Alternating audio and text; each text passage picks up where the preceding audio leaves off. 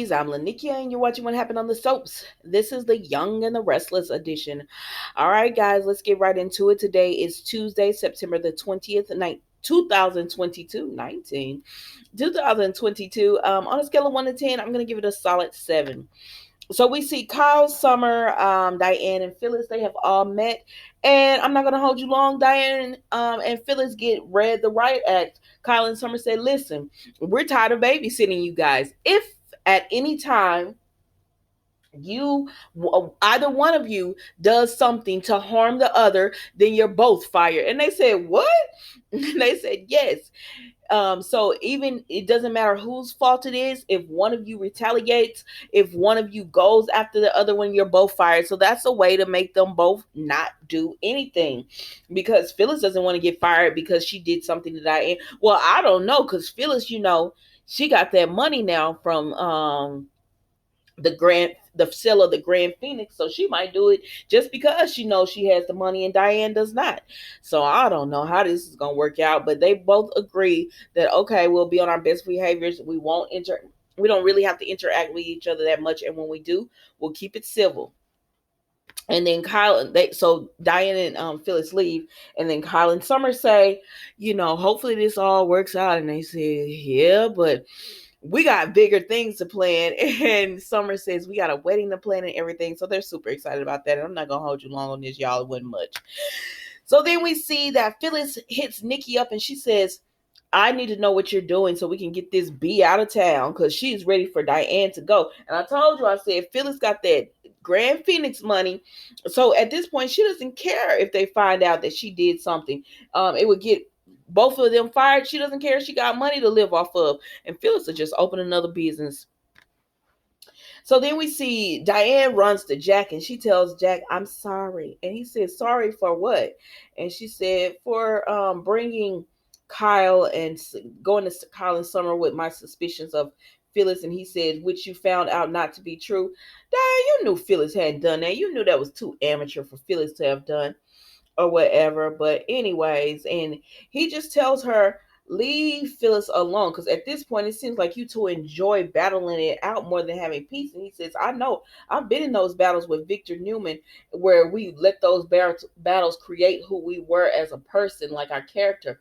He says, you don't want that. So she says, are you going to give this same speech to Phyllis? He said, believe me, I've tried. She didn't listen, so I'm hoping you will. And she said, oh no, I'm taking everything in that you have to say. He said, I hope so. And she says, but yeah, I'm just going to leave the kids out of it because they just want a peaceful work environment. And that's what I plan on giving. And then Diane left Jack's office and she gets a text from the mysterious person. And they said, Talia and Nikki are meeting. We can't hold the editor off much longer. So whatever Diane has in her past that she doesn't want people to know, she better say something. So then we see Nikki and Talia do meet, and Nikki just tells her she's going to meet with Deacon Sharp to find out more information, and he's the one that made her think that she killed Diane and helped her fake everything. And Talia just says, I feel like there's more to this. But before she does that, Talia says she doesn't care what her editor's saying. This is a book. She said knowing that they got her taken off that story makes her want to go even harder. And she feels like she can get a great book deal out of this and, sell a lot of books. But anyway, so she tells Nikki when Nikki is talking about Deacon, off the record, like, tell me about this because it might help just to talk about it. So Nikki they do a lot of clips, and Nikki goes back and she thinks about how Deacon wasn't the best man for her. He was her enabler while she was drinking, and she made a lot of bad choices. And because she went down that road with Deacon, Victor married Diane, and then she confronted Diane and hit her with a rock, I believe, in the head, she said. And how all of this affected her, and Deacon making her think that Diane was gone. And then she said to Mary Deacon, she got drunk, and like they showed her ordering vodka, like a bottle of vodka and everything up.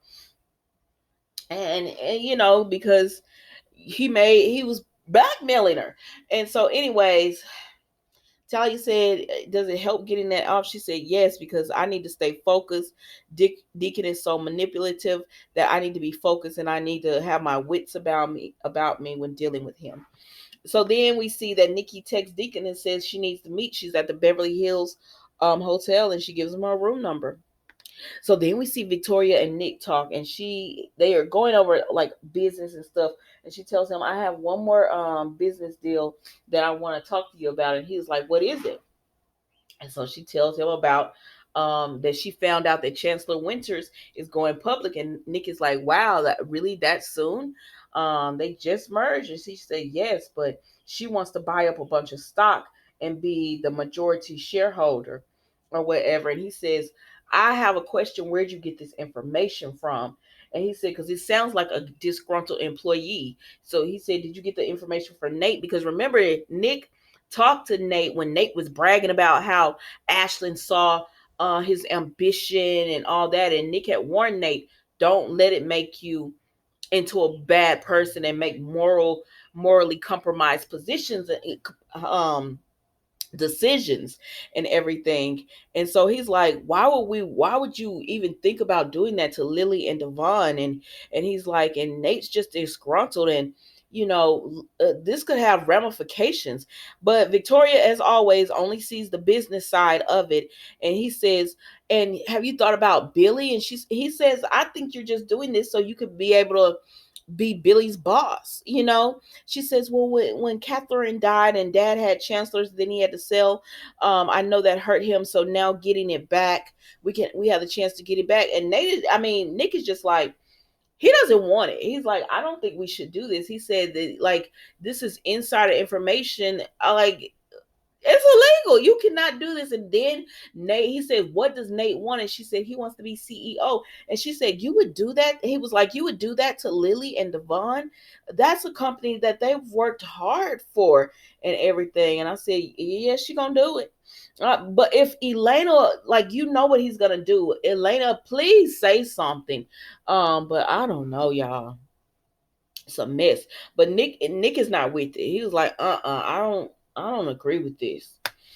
So then we see Nate Imani talk, and her dad has actually collapsed, and it's because of extreme exhaustion. So Nate calls his doctor and talks to him and everything, and he tells Elena he'll be fine. He just needs to rest. And she was like, "Thank you so much." And then they sit down and have coffee because they're at Crimson Lights, and he says, "Thank you for always being so supportive of me and understanding where I'm coming from. I appreciate that. You're such a listening ear." Now, Imani doesn't know the plans that Nate has for Chancellor Winters or anything. She just thinks that she's being supportive of him and everything. And so he's just like, "Thank you so much. I appreciate you and everything." And she was like, "I'm happy." She's so happy to help. But we know why Imani's happy to help. But anyways, she just says, you need to come back to the company though, so you could show Devon and Lily that you're the right man for the job, and you have these big ideas, but they're worthy, and you should be listened to and all that. He says, "Oh, I plan on having a position at Chancellor Winter," something along those lines. And I said, ugh. And so she was like, "Well, I hope to see you when I get back," because she's going to Virginia to be with her family. And he says, "Yep, I will be," or Washington. It's one of them. And he says, "Yeah, I will be here. I will plan on being back at Chancellor Winters." And we all know why he's going to accept the job back, just so he can do the insider trading, because that's pretty much what it is. Like, he's feeding information, being the inside man for Victoria. And so then we see Victoria calls Nate, and she tells him, "I would love to speak to you." And he was like, "Okay." And but at the end of the day, Nick is just like, this is like really ruthless, and I'm shocked that this is coming from Nate or whatever.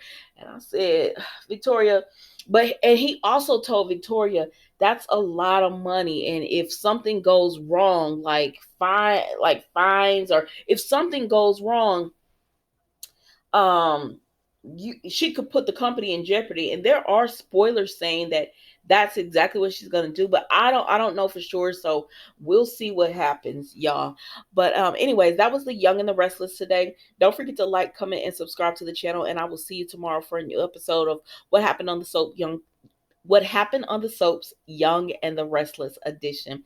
Thank you so much for watching. Goodbye.